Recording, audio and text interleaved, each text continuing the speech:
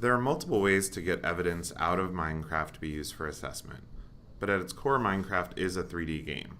We actually have a block in game called a structure block that allows me as a student or as a teacher to export a 3D model from the game. So let me show you how this works.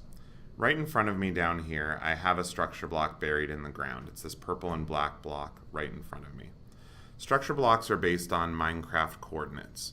In order to turn on and off coordinates, I hit the escape key on my keyboard, go into settings, scroll down over here on the right, and I want to select this toggle right here that says show coordinates. Once I do that and go back into my game, you can see it'll tell me it updates the game rule, and it now puts my position in game on the top left of my screen.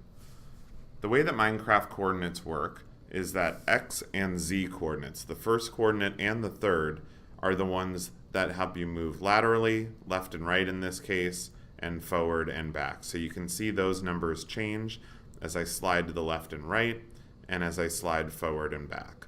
The Y value in Minecraft is actually my altitude or my depth. So if I double click on the space bar and fly up into the air, you can see that number change, and as I descend, you can see that number drop. The reason this is important is because of the structure block setup.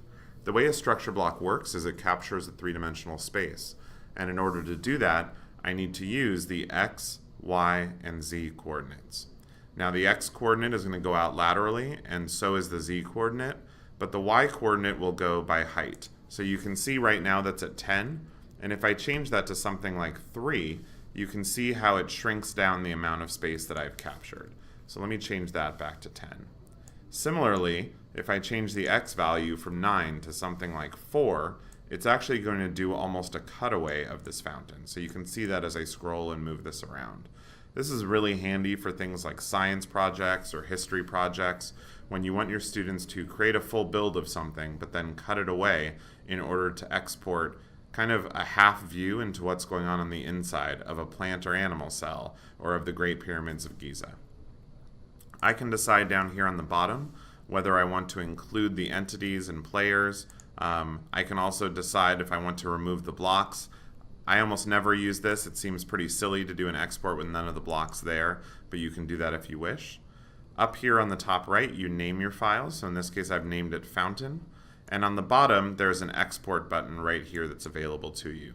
By clicking the export button, I can decide to name my file and save that file wherever I like. So in this case, I'm saving my file name as Fountain. It's going to save as what's called a GLB file that can be used in a variety of 3D products on a Windows 10 device. So let me go ahead and hit export. I'll wait a moment for that file to export for me. I'll minimize Education Edition, and you can see the Fountain file is right here.